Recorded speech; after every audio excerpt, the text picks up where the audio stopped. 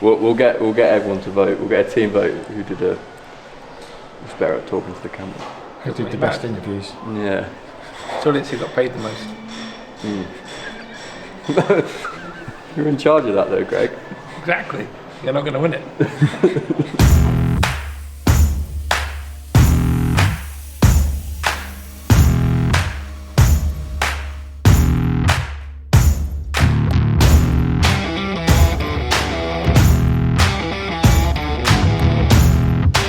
Day one of the Foil YouTube, and Can we get a trophy?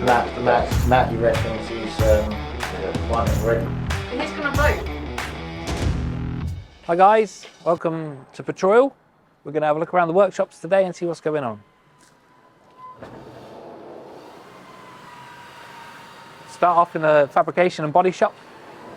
Shut the door, not particularly warm today. So, number of projects going on. Pagoda, 280 SL, nearing completion. Just having some finishing touches. Got Dickie over there in the paint booth. Got a number of things going on. Dickie, just having a tour around the workshop. Say hello. Hello, Phil. He's the paint man. He's a paint man.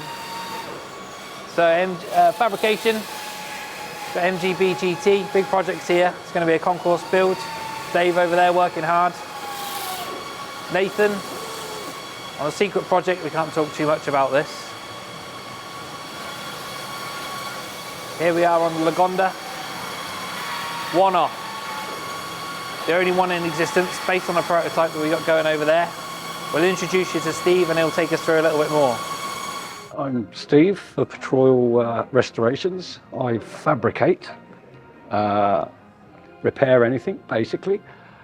And what we've got on is this Lagonda, which is this setup here. This is the customer's other Lagonda, which we've got as reference. But this over here that you can see is a completely new car. Never ever been made, although it was drawn in the 30s. All we've got to work on is a digital copy of this, so we can take measurements from there, but it's only a side view. And we've got to turn it into a car. Well, it's not that easy because we've got no curves or anything like that. So if you look at the door, you can see some shape in the door, both directions. We have to find all that, which quite often is a case of making it up and then refining it until it's right. And that's pretty much what we're doing today with the boot lid. We're cutting shapes, getting them trimmed up, trying them up for size, seeing how they fit with everything else, and trying to get all the shape into it. It's like a jigsaw. If you take one piece from a jigsaw, you can't put it exactly where it's going to go. And it's the same with like this position. Where is that in space? It could be up here, it could be down there. We have to find all that when all we're referencing really is a few points and the curves between them. So we make it up, see if it looks right, and then work it until it is right. And it's tricky, and it's very time consuming as well. So how many hours do you reckon you put in to get it to this point? It's probably about 160 hours so far. That's cutting all the side plies, all this along here is all drawn from those drawings, all referenced across. We've got the wheel centre. Yeah, and then we cut out the shape. You can see it's got the hood on it on the other side piece, but we've had to cut that off to get in. When that starts giving us, we could start building up a picture of where stuff is, like the top of the door line, which hopefully looks like that. That's the end result. So what this bit you've been doing today, just working on the boot? Yeah. Yeah, I mean, that's the first one we cut. That lives in the middle there somewhere. It's not quite right, but it's the start. And it's actually the piece that was on there. So when this was all drawn out as per those drawings, that's the line you see. Unfortunately, it's not the line that's there, it's the line that's in the middle. So therefore, this line is different. Again, where is this point in space? It could be anywhere. We need to make it up and find the right space.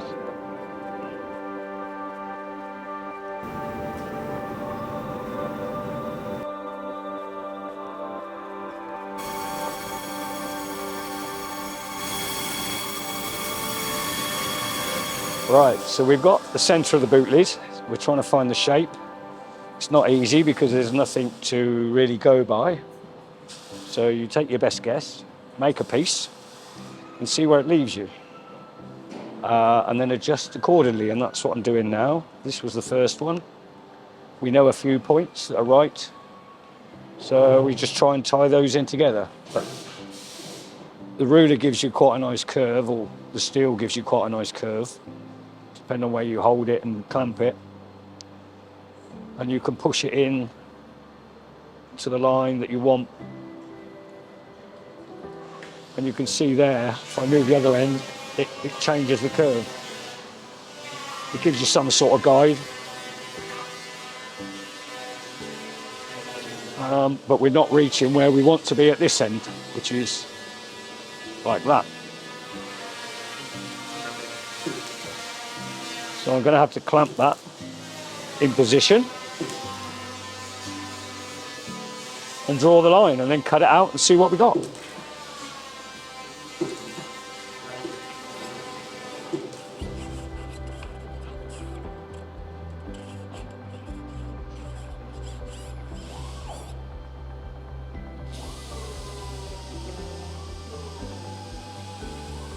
For all the arrows, because there's so many lines, it could be any one of them.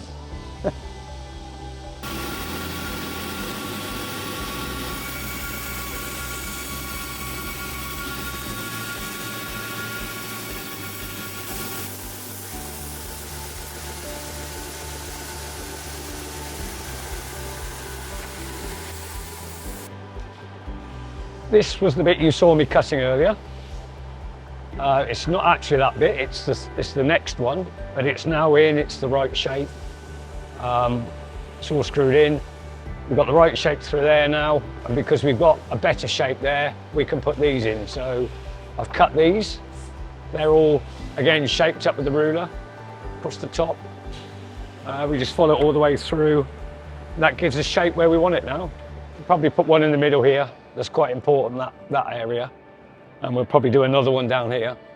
I'll probably tie the top in as well. So another 3 horizontal bits. And then we've got these edges to find and make right all the way around. And then once everyone's happy with this, how do you even start fabricating the metal? Well, it'll have an ash frame to start with. So up there is a ton of ash. All that. And we'll cut that into probably 50mm square, and we'll line all of this all up the edges, and that'll become the ash frame. And then the steel is much like the ruler really, just pull it across.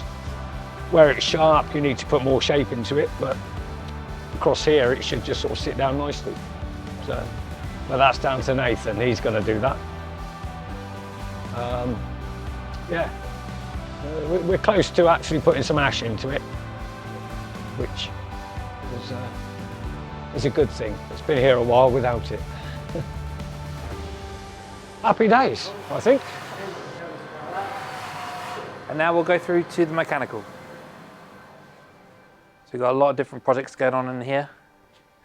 Jaguar XK150S, very rare beast. A few bit of fettling and an oil change. We've got Matty and Todd over here. Matty's on his Porsche project 912, nearing completion. Say hi, guys. Hello. Afternoon. Matty will tell us more about that later. Morris Minor, a real early one, low headlight version.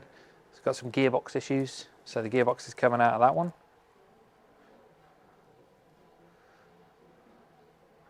Aston Martin DB2 in with some wiring issues and brake setup. Very tricky job on those, but we'll be fine. Mazda MX-5, first generation, very original car, even got the original head unit. Came to us for some recommissioning, the normal corrosion issues, suspension refresh. Again, nearly ready for summer. Aston Martin Mark III, full engine rebuild that we've got going on over here. In many, many pieces. We've got Jacob on the job over there, and he'll tell us more about that. Jacob from Patrol Restorations, currently got a DB2 Mark III in, which is this one here. Was in originally for rods and rings and reprofiled camshafts, just to get a bit more power for the customer. Upon taking the head off, we found our liners, which are here, and in between the liners we found a lot of red silicon. So upon that, talked to the customer, and we found, obviously, on taking the liners out, red silicon was absolutely everywhere, so a lot of dirt, so it's a good job we took that apart. So going through now, scraping bits of silicon out, scraping all the dirt out of the block. That'll go out to our painter, have the paint stripped off of it, go to machining, and then it'll be painted when it comes back, and then rebuild. So it's basically a lot of cleaning, a lot of measuring and inspection of all the parts, and then put it back together. Now let's go have a look in the storage facility, which we're actually in the process of improving. Yeah, this is the barn, so this is anything that we are about to work on, have been working on, and have to take a break from. And this is where we're storing everything for now. We have got plans to get a much bigger facility so we can offer car storage to everybody. So we've got the Simca, which we'll do more on another day. That's normally in the fabrication department. That's nearly finished, not far off paint. This is Todd's Reliant Robin that we all hate, but he loves. Jensen SP. This is a bare metal restoration, which is going to stay bare metal. We've lacquered it. It's going to be running modern running gear, so it's got an LS1, be about 450 horsepower, manual, a real good daily driver. It's going to be, the customer is very excited about it. We built a few in the past. They just take all the classic looks of the Jensen and make it in a package that's usable. Allard M-Type. It actually won Restoration of the Year about 2 years ago in the Allied Club. We're very proud of it. It had some issues with the hood where the customer left it undone, ended up tearing. That's now sorted out. We're waiting for a little bit of chrome, and then that one's going to be back on the road for the summer. Another Aston Martin DB24 drop head. That's a full repaint. That's just waiting to go back into the mechanical workshop where it'll be built up. Another Mark III, Aston Martin Mark III.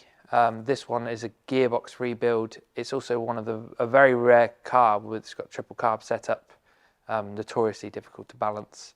So it's in for a tune-up. Lives in Portugal most of the time, so that's where it's going to be going back to. So 356 Roadster B. Matty's going to tell us more about that one. Then onto a very special car. This is a Porsche 356A. It was imported from the States, from California. Really cool history with this one. So this was owned by Jerome Malinowski, who was one of the designers of the Ford Mustang.